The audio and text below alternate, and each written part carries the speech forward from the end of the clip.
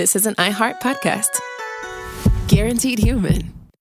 The springtime thaw is finally here. Flowers are blooming, days are longer. We're saying yes to more plans and finally getting outside, running, walking, just moving again. It's the perfect time to upgrade your everyday go-tos with Bombas. Take Bombas sport socks. They're super comfortable and designed with sport-specific tech for running, cycling, yoga, hiking, you name it. I use them to run in, and I can tell you they work beautifully. So head over to bombas.com and use code SYSK for 20% off your first purchase. That's BOMBAS.com, code SYSK at checkout.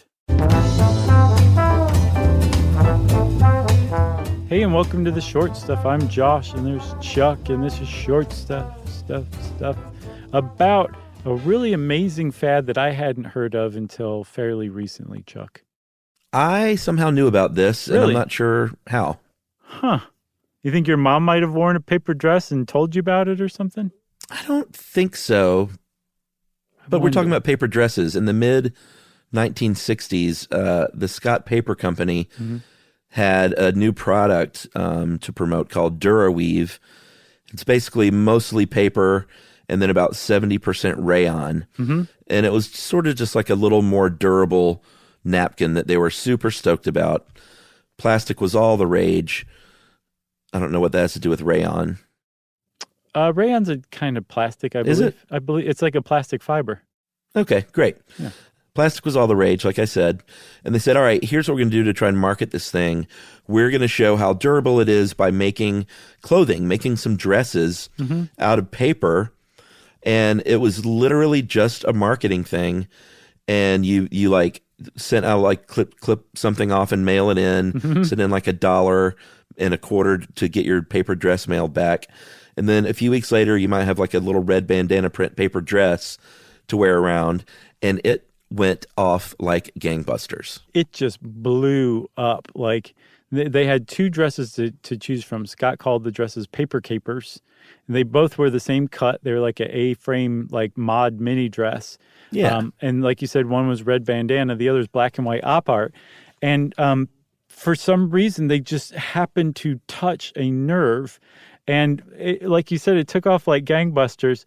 So much so that Scott suddenly pivoted and started advertising in magazines like Mademoiselle for their paper dresses and got just a huge response from it. I think they sold 500,000 of them in the less than the year that they were producing these things. Yeah, and you may think, oh man, what a funny boon for the Scott Paper Company making all this money on these dresses. It was a marketing thing, so they sold them for so cheap they weren't really even making any money. They're kind of covering their costs because it was only meant to be an advertisement anyway. Right. So they basically couldn't say, all right, well, now we're going to charge $8 a pop for them. Oh, you like those, huh? Okay. But other companies did catch on and think they could make more than $1 a piece. Yeah. So when I said Scott touched something off, which is a really weird way to put it now that I say it out loud, that's kind of an understatement. They've somehow managed to say, let's try this marketing thing. It'll be cute. It'll be fun or whatever. But really what we're doing is showing off how durable our DuraWeave paper line is. Like it's so durable, you can wear it as a dress. But they managed to stumble backwards into this, like the exactly where the fashion industry was at that moment. And then this burgeoning like kind of ethos or zeitgeist of popular culture just wanting everything plastic and disposable and just handy.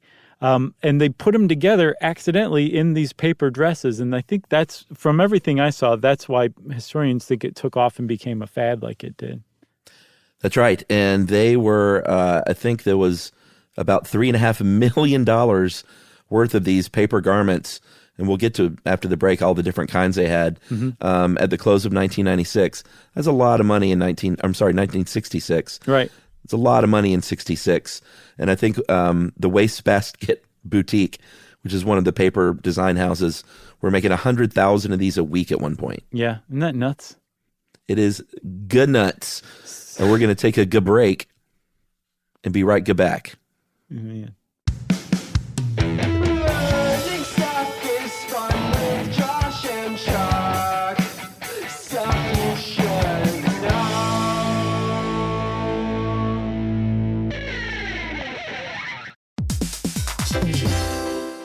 On eBay, every find has a story. Like if you're looking for a vintage band tee, not just a tee, the band tee from the last show your favorite band ever played. You wore it everywhere. Then your girlfriend started wearing it, which was cute, until she dumped you and took it with her, which was not so cute. Yeah, well, anyway, now you're on eBay. And there it is. Same tee from the same tour. Still living in your memory, rent-free forever. See, the things you love have a way of finding their way back to you. But eBay isn't just for getting whatever your ex-boyfriend or girlfriend stole back, right? No, it's also for that rare championship foul ball you caught, then heroically gave to the kid next to you. And where else are you going to find your first car? The one you wish you'd never sold. But now, finally get the chance to take it back home. For good this time. So shop eBay for millions of finds, each with a story. eBay.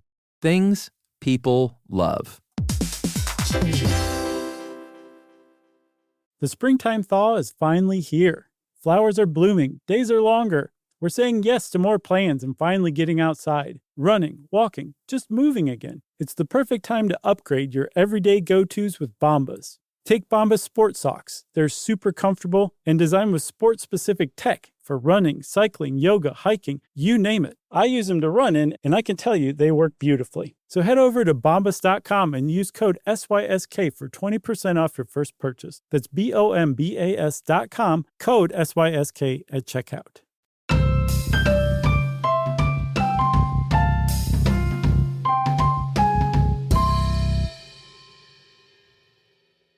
Okay, silly. So we're back. We're back. You were talking about Wastebasket Boutique making 100,000 dresses a week. And one of the great things about these things, these paper dresses that were a sudden fad in the mid-'60s, is that they were easy to produce, which is how you could create like a new business to make them and make 100,000 a week. But that also meant that you could come up with all sorts of different designs for these things. They were really easy to print on because they were paper. And it really tied in nicely. I think another reason why they took off as a fad, because they came along at a time when commercialism was big in art, when pop art was becoming a thing, when op art was really established, like those big, bold, chunky, colorful, weird prints. All of these things were just ready-made to be printed onto a paper dress. That's right. If you think of Andy Warhol, then you're on the right track, because they had Campbell's soup dresses. Mm-hmm. They had Jolly Green Giant canned vegetable dresses. I mean, just literally look up, image search, paper dresses 1960s, and you'll see candy bars. You'll see the Yellow Pages. Like you name it, kind of any graphic print that you could print on a poster, they were putting on dresses. Yeah, there was one, a big giant Bob Dylan face, which is pretty cool. I want to get that one. Richard Nixon had one, which is like the opposite of what the paper dresses were all about. Bobby Kennedy had one, which was much more in line with it. That Green Giant one I thought was pretty cute. It was the tunic that the Jolly Green Giant wore, that leafy tunic. That's cool. That's what the dress looked like. What else was there, Chuck? I could see these coming back now.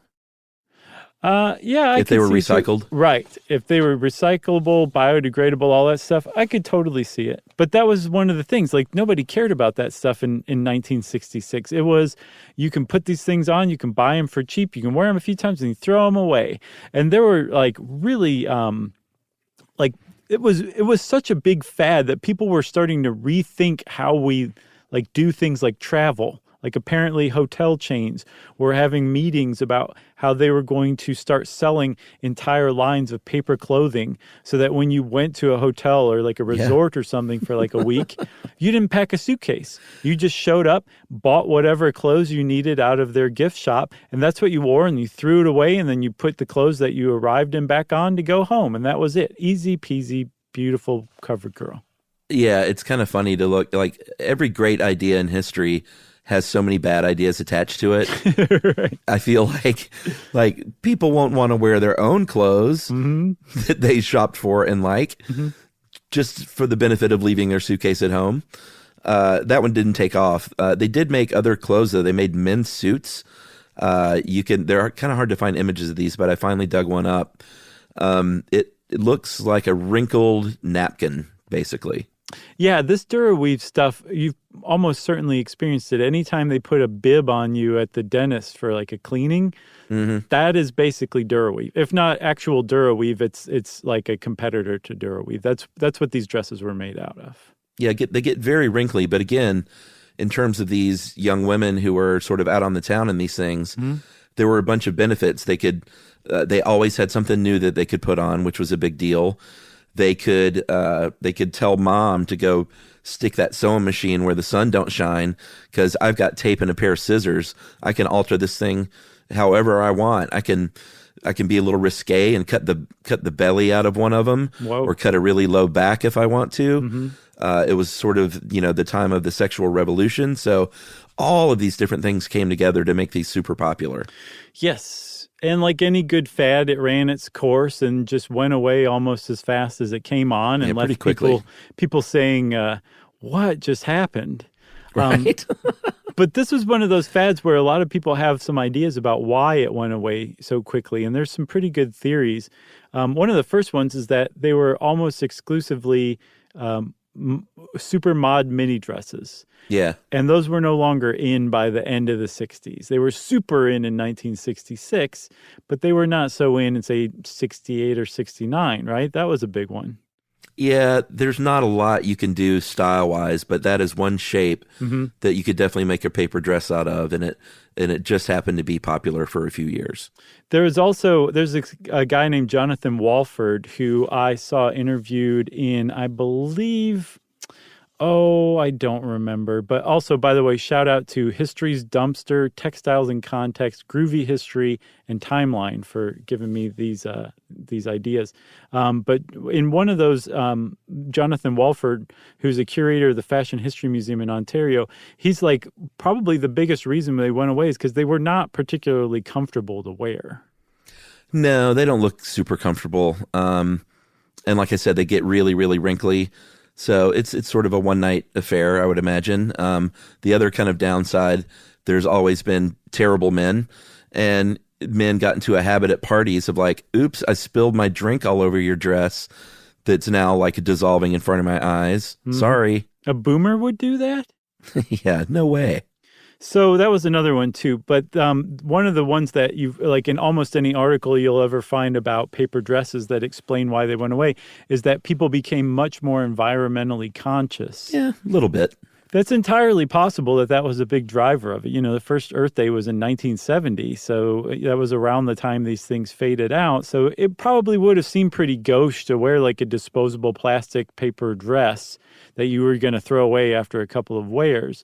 But I saw some article somewhere that said that may be true, but the stuff that we replaced it with is not much better because it's almost as disposable. It's much more durable than a paper dress, but we throw our clothes away way more than we probably should. And I thought that was a pretty good ending for this short stuff, don't you think?